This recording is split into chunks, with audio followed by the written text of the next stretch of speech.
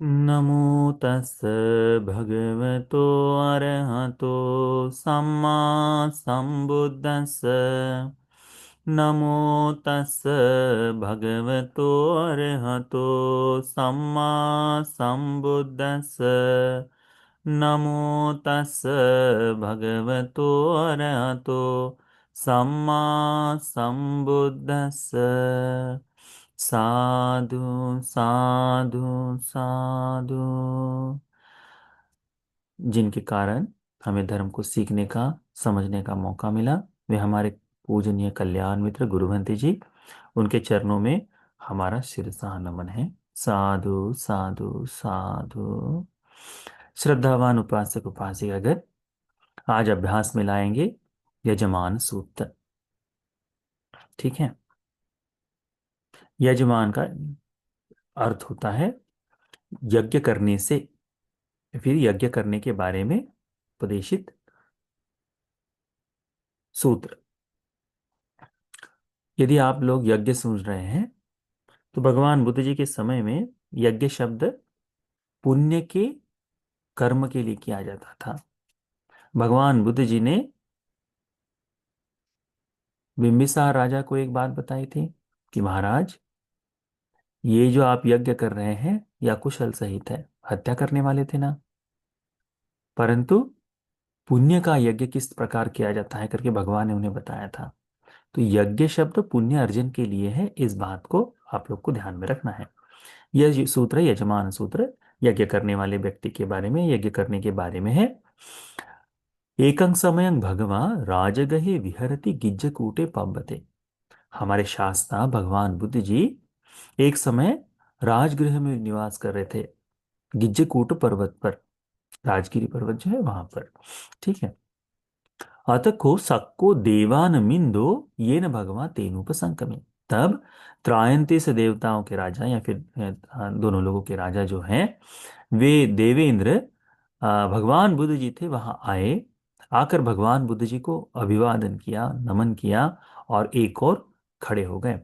एकमंतं ठितो खोसक्को देवानमिंदो भगवंतं गाथा यज्जभास। एक और खड़े होकर देवताओं के राजा जो है देवेंद्र भगवान के सम्मुख की गाथाओं से प्रश्न पूछते। क्या कहते हैं?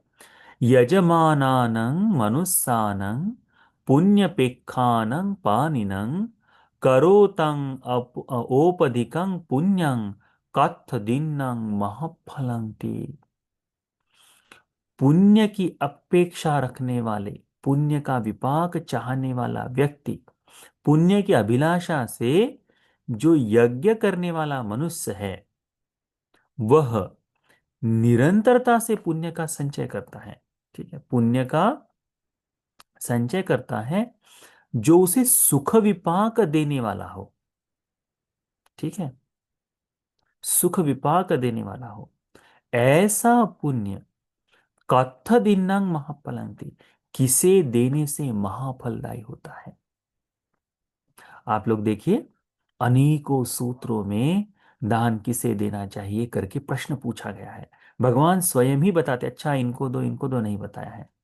अनेकों ने आकर भगवान से प्रश्न पूछा कि भगवान दान किसे देना चाहिए। सिंह सेनापति है, कहते हैं भगवान दान किसे देना चाहिए। राजा है, पसेन जी राजा पूछता है किसे दान देना चाहिए, है ना। तो अलग अलग लोगों ने ये दान के बारे में पूछा।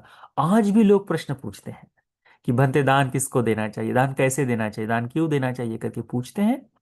ये हमेशा पूछा जाने वाला प्रश्न है। जितनी बार सुनोगे उतनी बार हम लोगों के लिए बड़ा लाभ देगा। तो शक्र देवेंद्र स्वयं पूछते हैं कि भगवान, पुण्य की अभिलाषा से जो यज्ञ करता है, जो सुख की प्राप्ति के लिए पुण्य का संचय करना चाहता है, ऐसा व्यक्ति जो सुख देने वाले पुण्य का लाभ चाहता है, किसे दान दे तो वो महाफलदायी होगा।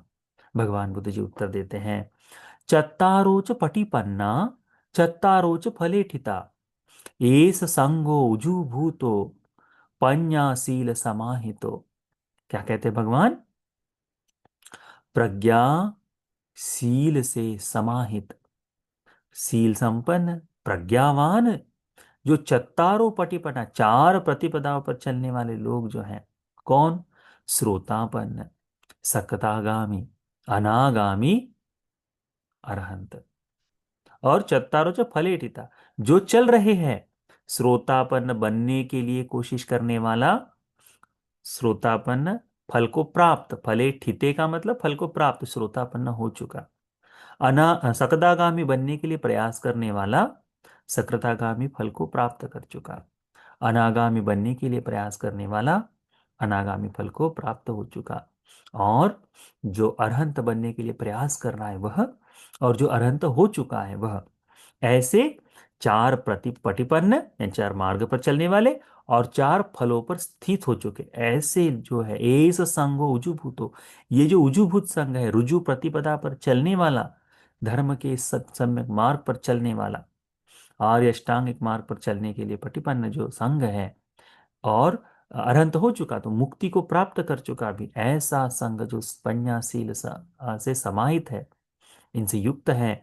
यजमानानं मनुष्यानं, जो व्यक्ति यज्ञ करना चाहता है पुण्य की अभिलाषा से, पुण्य पे खानंग पानिनंग, पुण्य की अभिलाषा से करना चाहता है, करो तंग ओपधिकंग पुण्यं, जो सुख की इच्छा से पुण्य का संचय कर कर चाहता है कि मैं अधिक से अधिक पुण्य का संचय करूं, भविष्य में मुझे सुख मिले, ऐसी अभिलाषा जो रखना चाहता है, भगवान कहते हैं संग संग संगे दिनंग महाफलंती, संग को दो तो महाफलदायी होगा करके भगवान बुद्ध जी बताते हैं। किसे देना महाफलदायी है? संग को देना महाफल। ये बात आप लोग अच्छी तरह से जान ले, संग को देना महाफलदायी है। एक भिक्षु के सम्मुख भी यदि दान देते हैं तब भी चेतना में संघ अधिक होना चाहिए, संघ होना चाहिए। संघ को दिया हुआ दान सबसे श्रेष्ठ है, सबसे श्रेष्ठ है। एक अरहंत के नाम से दिए हुए दान से कई ज्यादा श्रेष्ठ है। मध्यम निकाय में दक्षिणा विभंग सूत्र है, अद्भुत दान का विस्तार किया गया है, अद्भुत। यदि कोई उस सूत्र को जान भी ले, मैंने इससे पहले एक बार किया है इस पर ही, तो यदि कोई जान ले समझ ले तो बड़ा अद्भुत है। क्यों? क्योंकि भगवान ने बताया है व्यक्तिगत दक्षिणाएं, व्यक्तिगत दक्षिणाओं से अधिक, व्यक्तिगत दक्षिणाओं में सबसे श्रेष्ठ दक्षिणा है तथागत अरहत सम्यक संबुद्ध को दी हुई। जानवरों से शुरू होता है वह, कि कोई यदि जानवर को, चींटी को, कीड़े मकोड़ों को, गाय को, बैल को, शेर को खाना खिलाए, इन सबसे ज्यादा श्रेष्ठ है मनुष्य को खाना खिलाना। तो लोगों को, कई बार लोग कहते हैं पुण्य की अभिलाषा से हम गाय को खाना खिला रहे हैं, इससे ज्यादा श्रेष्ठ होगा किसी मनुष्य को खाना खिलाना, उससे ज्यादा श्रेष्ठ होगा किसी सीलवान पृथक को खिला, किसी सन्यासी को खिला दो तो उससे ज्यादा श्रेष्ठ होगा, किसी त्रिशरण को, शरण में गए हुए श्रावक को खिलाओ तो उससे ज्यादा श्रेष्ठ होगा किसी धर्म के ऊपर सील संपन्न त्रिशरण में आए हुए श्रावक को, प्रवज्जित को। फिर जो धर्म के मार्ग पर चल रहा है उसे, उसके बारे में तो कोई विपाक की बात ही नहीं बताई भगवान ने, अनंत अपमेय बताया है। फिर कहा थे श्रोतापन्न सकदागामी अनागामी, कहते अरहंत को सबसे श्रेष्ठ है। फिर भगवान कहते हैं कि 100 अरहंत को दान देने से ज्यादा श्रेष्ठ है एक पच्चेक बुद्ध को, 100 पच्चेक बुद्ध को दान देने से ज्यादा श्रेष्ठ है एक सम्यक संबुद्ध को। तो व्यक्तिगत दक्षिणाओं में सबसे श्रेष्ठ है भगवान बुद्ध जी। भगवान बुद्ध जी कहते हैं इन सभी व्यक्तिगत दक्षिणाओं को एक तरफ रख दो, इनसे अधिक श्रेष्ठ है संघगत दक्षिणा करके। इसीलिए भगवान ने उस सूत्र में अपने माँ को ही कहा था, संगे देही गौतमी संगे ते दिन अहं च पूजयामि भविष्यामि संगो चाहती, कि गौतमी संघ को दान दो। तो अपनी दान की चेतना जो है तो संघ को देना चाहिए, संघ को देने की चेतना से ही दान देना चाहिए। चाहे आप इस विहार में भूमि के लिए हो, चाहे आप यहाँ पर आ, कुटी बनाने के लिए हो, निवास के लिए व्यवस्था कर रहे हो, एक व्यक्ति के स्वरूप से नहीं, संघगत दक्षिणा ऐसा दान दो। चाहे किसी भिक्षु को घर में बुलाकर, आप अपने घर में किसी भिक्षु को बुलाएं और अकेले ही भिक्षु आए और आपके मन में आए ये तो मेरे प्यारे भंते जी हैं, मैं इनको खाना खिला रही हूं, नहीं, जब तक बातचीत कर रहे तब तक वो आपके प्यारे भंते जी हैं। परंतु जैसे ही आप दान देते समय आप कहते हैं इमं भिक्षं भिक्खु संगस देम, कि यह जो भिक्षा है वो भिक्षु संघ को दान करते हो, तब आपके चित्त में केवल संघ का दान है, ऐसा भाव रखना चाहिए। क्योंकि ये बात शक्र देवेंद्र को भी बताते हैं। क्या कहते हैं भगवान? संगे दिन्नंग महाफलंग, संग को देना महाफलदायी। किसके लिए?